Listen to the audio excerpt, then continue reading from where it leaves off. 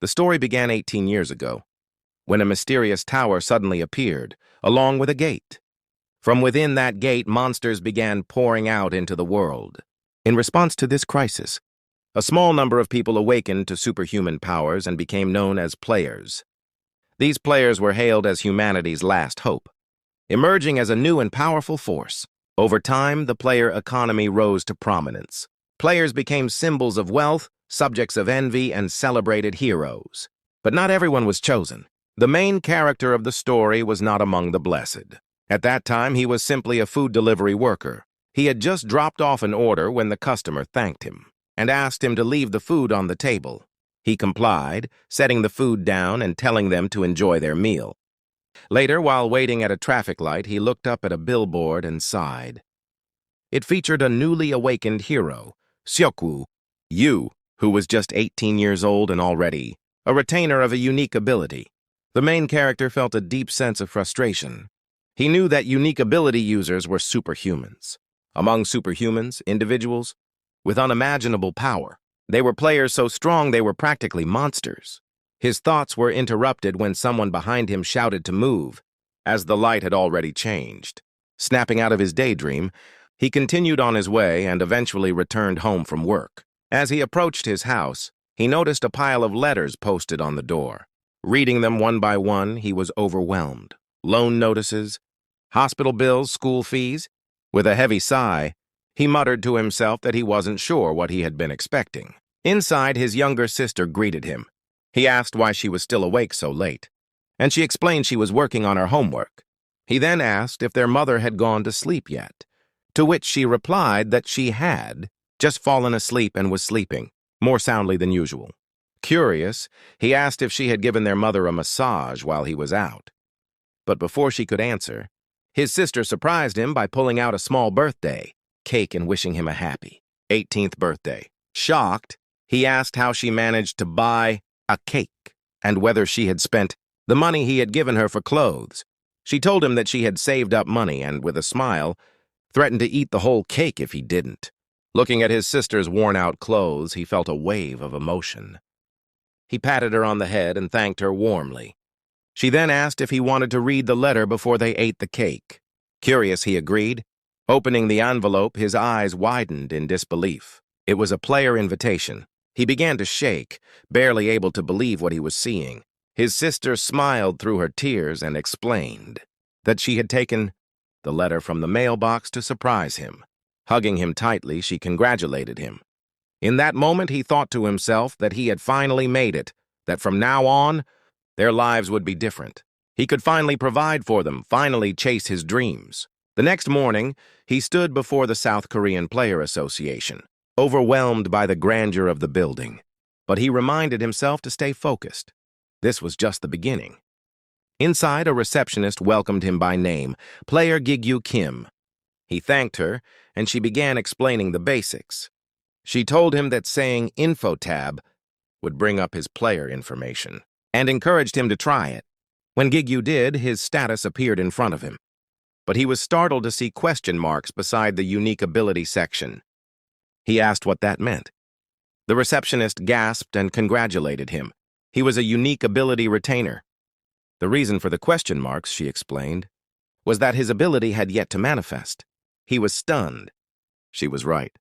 He was truly a unique ability user, and the realization made him tremble with excitement. As they spoke, another man nearby had been quietly listening.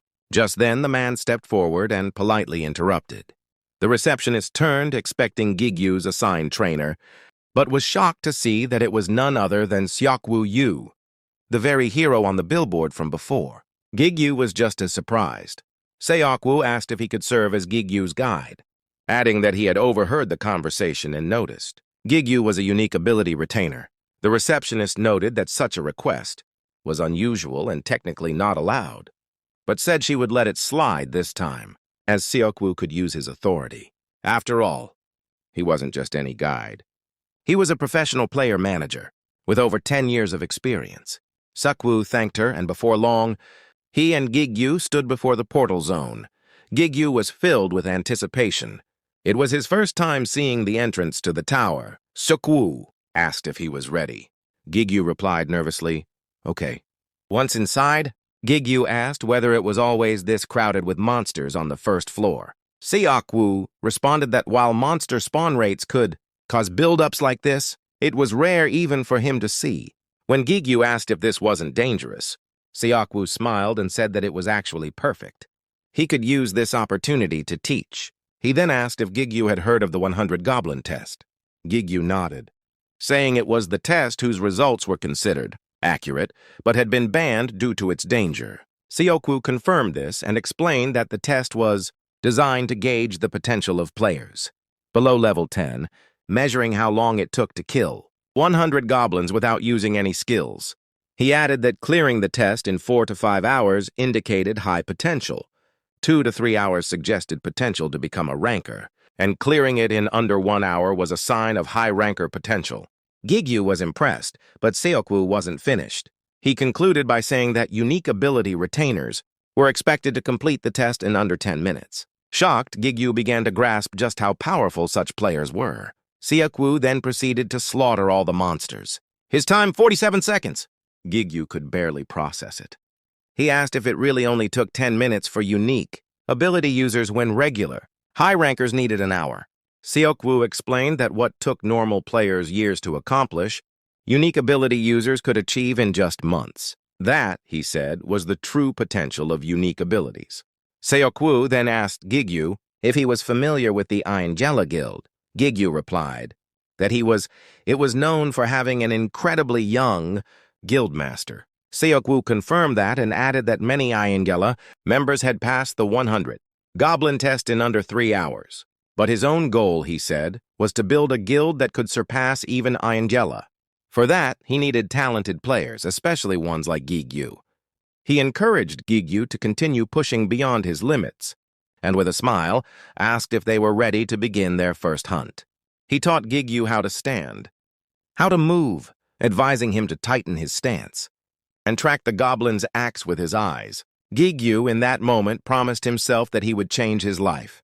5 years later, some spectators watched a player fighting alone against goblins. He was out of breath, but still fighting. One onlooker noted how exhausted the man looked and asked if the 100 Goblin test was trending again.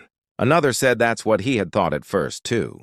The player, now clearly Gigyu, quietly muttered, "Info tab," and checked his status window. What he saw filled him with despair. He had received his player invitation at 18, blessed with a unique ability, supposedly the privilege of the chosen few. Yet 5 years had passed. It still took him hours to kill a single goblin.